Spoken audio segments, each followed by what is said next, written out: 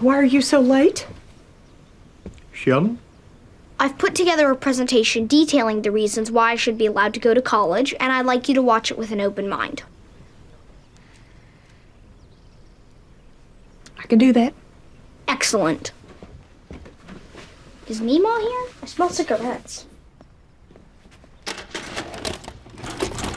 Thank you for this opportunity to plead my case, and I'd like to thank my cameraman and driver, Dad. Well, I'm not even like assistant director. No, sit back, enjoy. Hello, I'm Sheldon Cooper, and this is Why Sheldon Cooper Should Go to College. I realize attending college in another state or country is unrealistic at this time, which is why I'm proposing that I live at home but enroll full-time to continue my studies with Dr. Sturgis at East Texas Tech. I firmly believe that I'm ready for this next step in my academic life. But don't just take it from me. He's ready. In the fall, now, just let him go. Please. I don't think I have anything left to teach Sheldon. I'm pretty sure he's already smarter than me. It's true. Honestly, teaching Sheldon is the hardest thing I've ever had to do. And I don't say that because it can be a pain. I say that because he's so intelligent, I had to study every night just to keep up. I'ma miss him. A student like Sheldon comes along once in a lifetime. This school is not going to be the same without him, but I know he's going to do great things. And I'm honored to have been a small part of it. I'll chip in for gas money. I'll move him into his dorm, whatever you need. Let's make it happen. Hi, Mary. I know this must be a hard decision for you. I can't tell you how to parent your child. I don't have children. But I can tell you that in all my years in academia, I've never seen a mind like Sheldon's. He's truly extraordinary. And if you let him come here, I promise we'll take good care of him. Sheldon Cooper, ready for college, ready to change the world. Cut. If that doesn't convince her, I don't know what her problem is. Well? Why don't you let me and your mom talk? All right.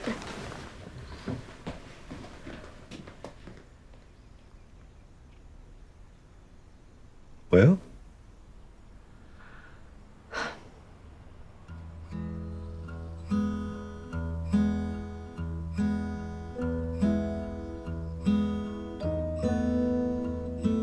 I guess our baby's going to college.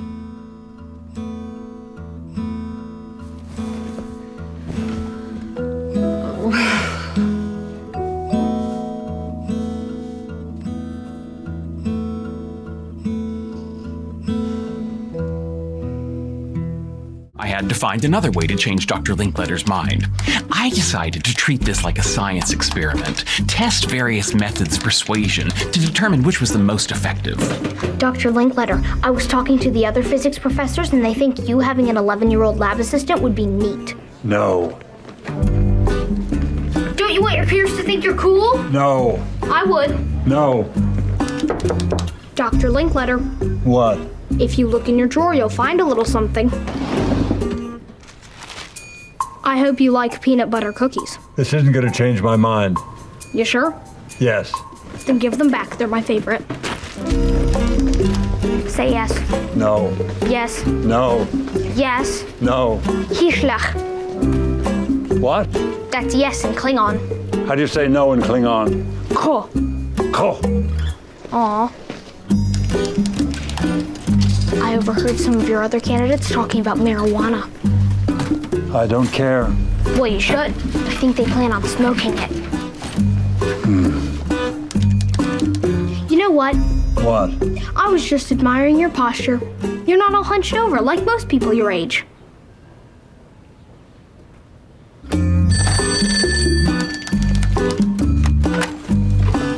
Hello? Can I be your lab assistant? What time is it? That's not a no. If I say yes, will you please stop hounding me? Absolutely. Fine. You win. Good night. I know it's not glamorous, but all scientists pay their dues. And I'm happy to do it. Good man. I understand my role here. In fact, I noticed a flaw in your reaction rates, but I kept it to myself because I know my place. You really think there's a flaw? Oh, yes. What is it? I appreciate you testing me, but I'm not going to crack. I'm not testing you.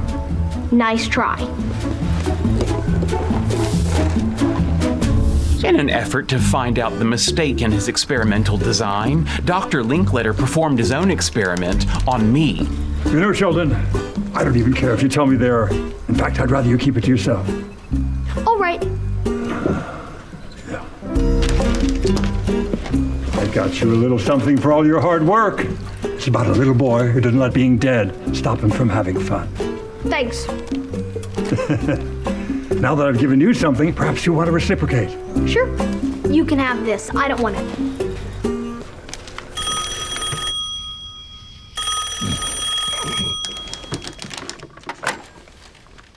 Hello? May I speak with Sheldon? Middle of the night. Who the hell is there? Wrong number. The next day, Dr. Linkletter ran his experiment. I'm proud to say I never broke my word, and he eventually figured out the problem. Fire! Fire! Fire! Was there too much oxygen in the reagents? See? You didn't need my help after all.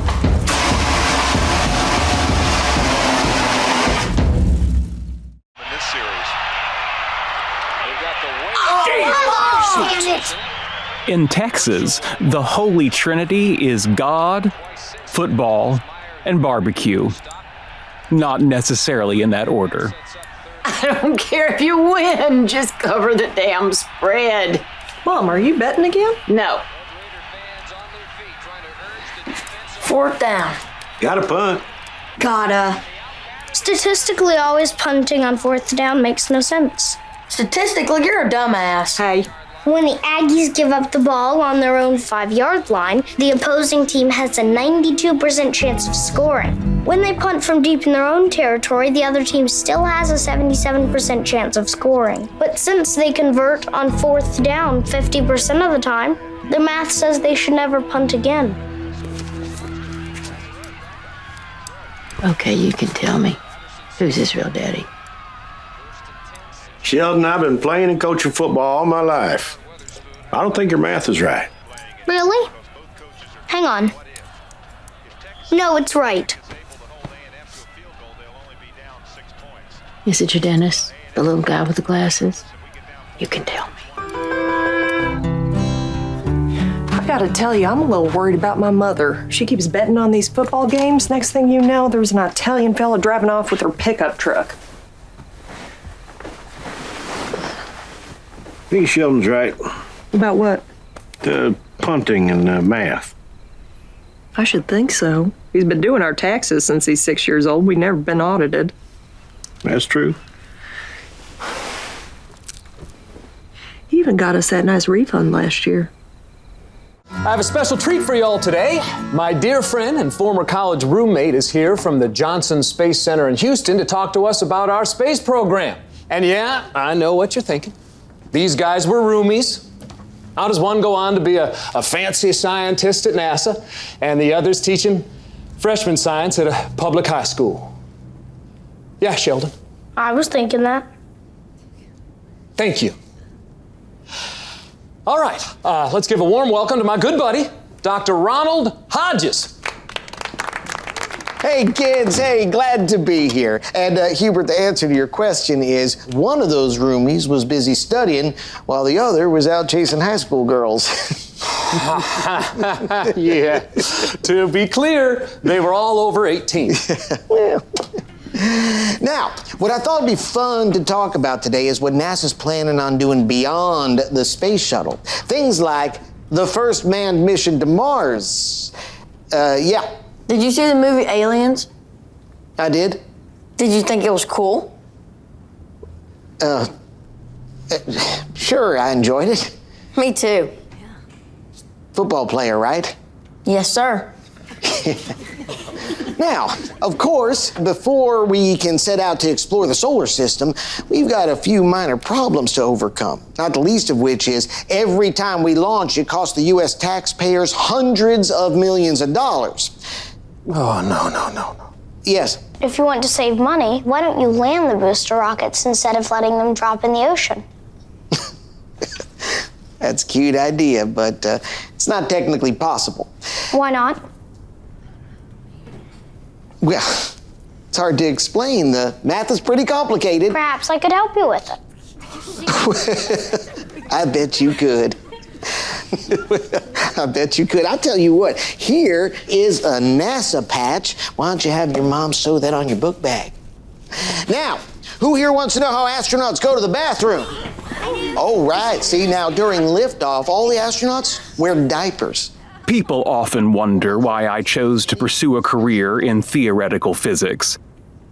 I usually respond by saying I wanted to unravel the inner workings of the universe. Yeah, perhaps when Captain Kirk said to boldly go, he meant in one of those, huh? But the real answer was I wanted to prove this nincompoop wrong. That's right. Beat me up, potty.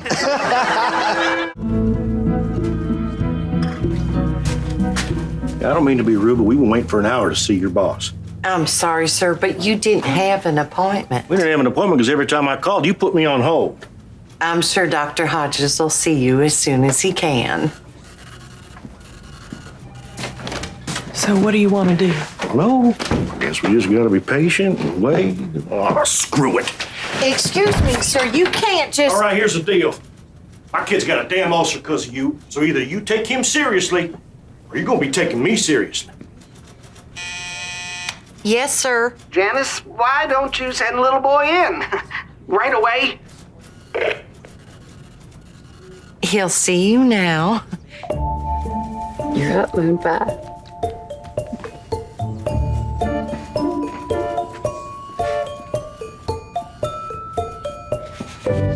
And here, near apogee, we gimbal the engine to exert a torque that executes a pitch-over maneuver to flip the rocket by 180 degrees.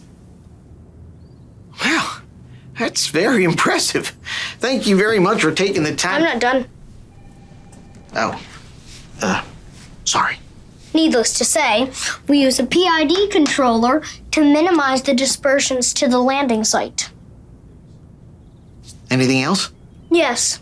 I'd like a glass of water. It's time to take my Xanax.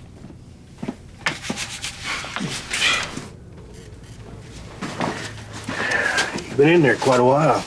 Well, if the topic is science, it can be a real chatty patty. I'm bored. Me too. Hey, someday somebody's gonna write a book about Sheldon. Don't you want there to be a chapter about how loving and supportive you two were? Doesn't matter. I ain't reading it. This is groundbreaking work. Thank you. And And I thought you might want to apologize. why? You tried to shut me up with a patch. Well, I give those to everyone. And you have to understand, Sheldon, that while your math is theoretically correct, we don't have the technical capability to execute it. So I'm ahead of my time. Well, it would appear so. All right, call me when you catch up.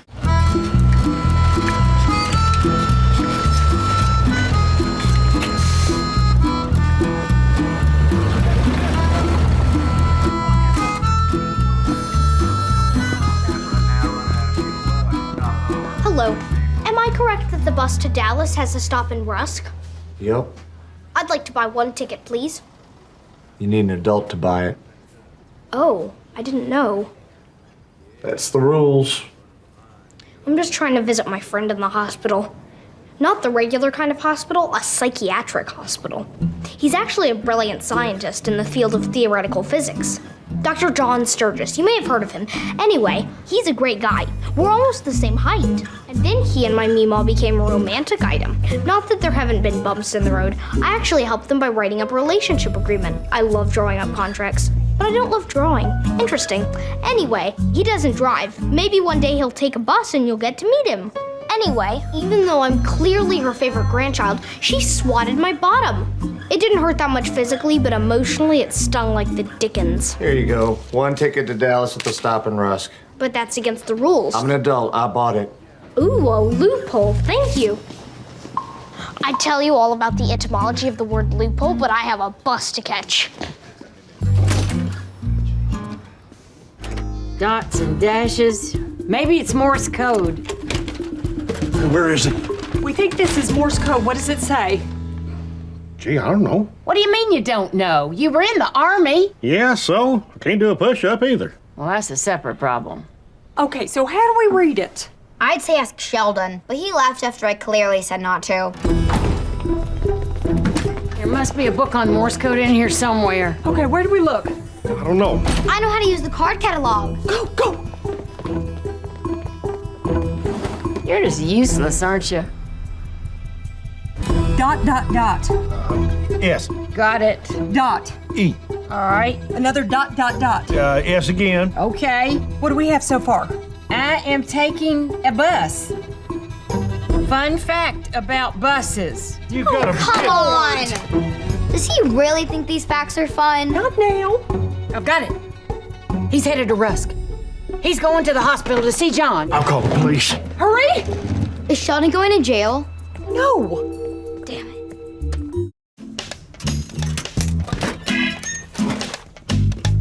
What are you doing? I'm going to take apart the refrigerator and figure out what's making that noise. That is a really good idea. Usually you're not supportive of my efforts. I'm more mature now.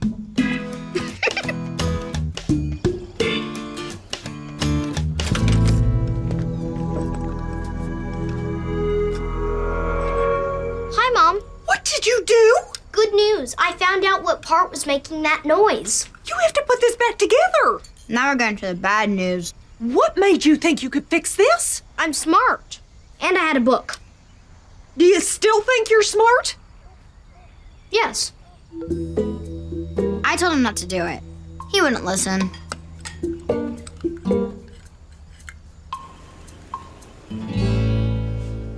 $200? It'll be okay. We'll find the money. Wait, the old fridge in the garage. What's it? What's that? Well, I kind of donated that fridge to the church. You know, for the needy. Are you kidding me? I see tense moments like this more than you think. I'll just give you guys some space. Not so funny now, is it? No. How long is he suspended for? A week. And it goes on his permanent record. Well, that's no big deal. I had all kinds of stuff on my permanent high school record. Didn't stop me from being a bartender for 8 years. I think the real issue we need to deal with is his germ phobia. Oh, yes, you don't want him turning into Howard Hughes, growing his nails out, peeing in a jar. Why would he pee into a jar? I don't know why he peed in a jar. I just know he did. I hate to say it, but I think we need help with this. Like what? Maybe we could take him to that nice doctor who calmed him down when he was convinced he had an enlarged prostate. Sheldon only calmed down when the doctor told him what happens in a prostate exam. Poor thing. Still talks about it. Thank you for seeing us, Doctor. No problem. So, what do you got today, Sheldon? Rickets? Rabies? Early onset menopause? Is he making a joke? I believe so. Humorous.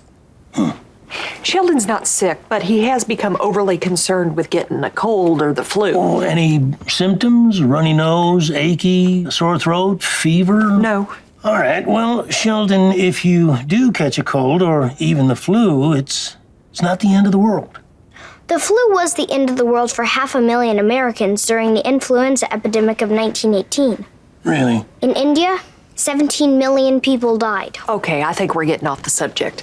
Doctor, Sheldon is afraid to go to school because he might get exposed to some kind of bacteria or virus. So he's got a phobia? It's not a phobia if the threat is real. You're a doctor, you should know that. Sheldon, you have nothing to worry about. Even if you did get the flu, it's usually over in a week. Why are we getting medical advice from a man who smokes? Okay, I have patients who are actually sick. Maybe we should wrap this up. How come you don't get sick all the time? Well, I take precautions. I wash my hands, I wear gloves and a mask.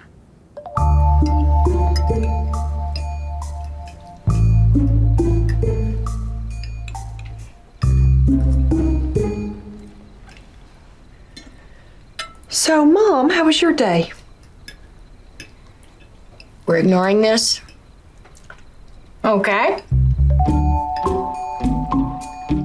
Sometimes people say to me, Pastor Jeff, how do you know there's a God? And I say it's simple math. God either exists or he doesn't. So let's be cynical. Worst case scenario, there's a 50-50 chance. And I like those odds. That's wrong. Shelley, put your hand down. Sorry, please continue. It's okay, Mary. It's Sheldon, right? Yes, sir. Well, Sheldon, why don't you come on up here and tell me how I'm wrong? No. Okay. Let's give him a hand, everybody. What's happening?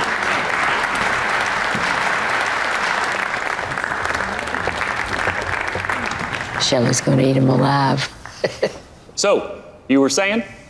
You've confused possibilities with probabilities. According to your analogy, when I go home, I might find $1 million on my bed, or I might not. In what universe is that 50-50? So, what do you think the odds are that God exists?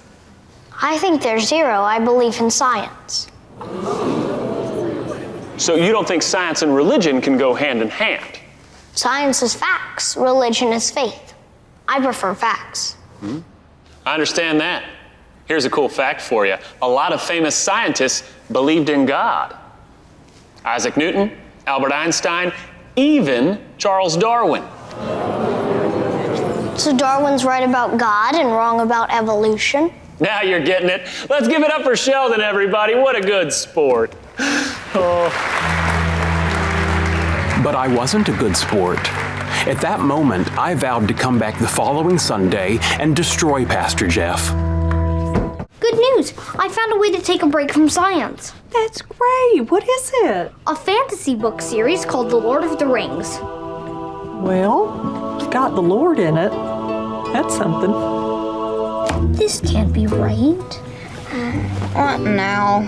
In the letter that Gandalf leaves for Frodo with the prancing pony, he says that it's Mid-Year's Day Shire year 1418.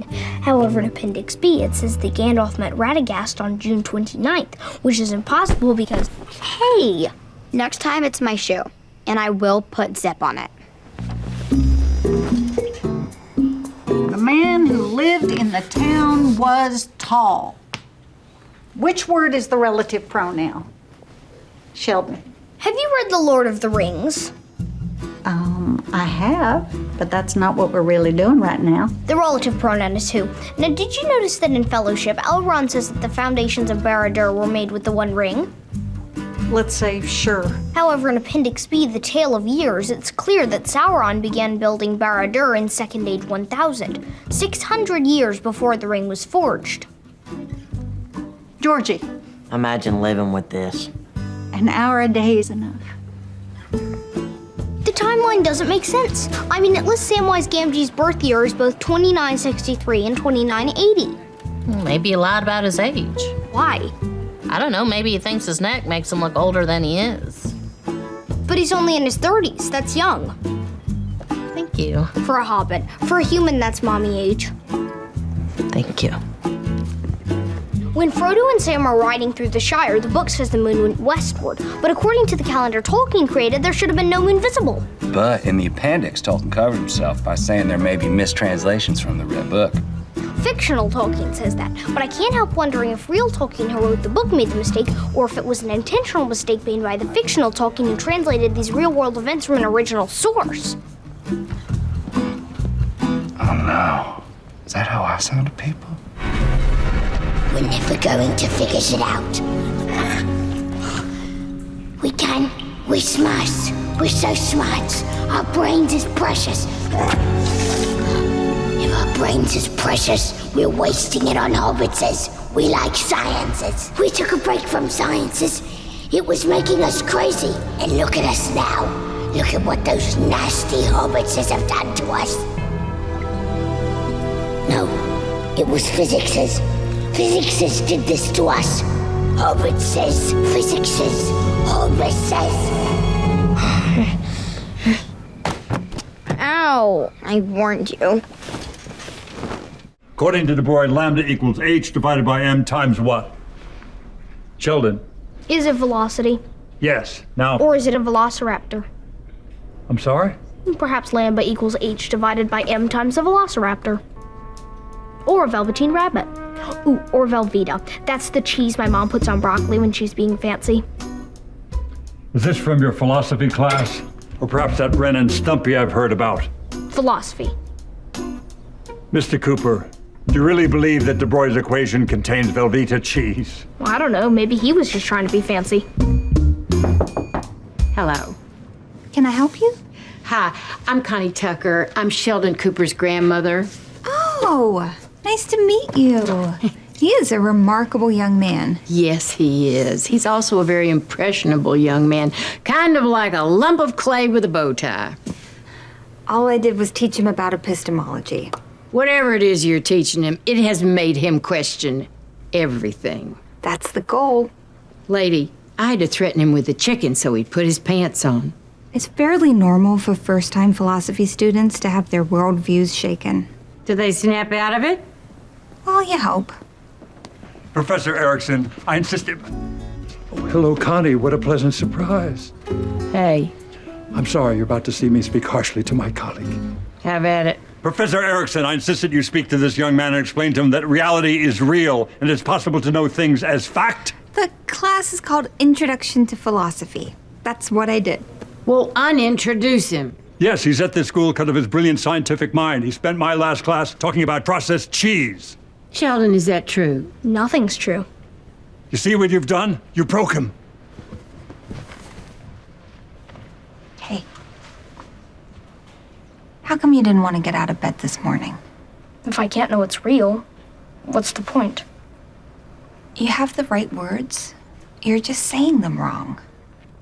It's not, what's the point? It's, what's the point? I don't understand.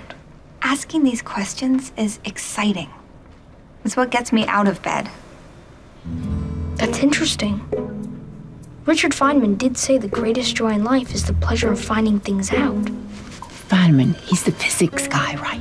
Yes, and your perfume is beguiling. It's all making sense to me now.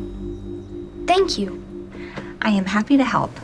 Dr. Linkletter, I'm dropping your class and switching my major to philosophy. What?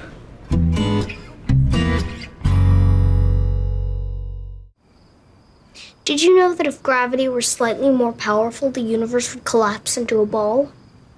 I did not. Also, if gravity were slightly less powerful, the universe would fly apart and there'd be no stars or planets. Where are you going with this, Sheldon? It's just that gravity is precisely as strong as it needs to be. And if the ratio of the electromagnetic force to the strong force wasn't 1%, life wouldn't exist. What are the odds that would happen all by itself? Why are you trying to convince me to believe in God? You don't believe in God. I don't, but the precision of the universe at least makes it logical to conclude there's a creator. Baby, I appreciate what you're trying to do. But logic is here. And my problem is here. Well, there are 5 billion people on this planet, and you're the perfect mom for me. What are the odds of that?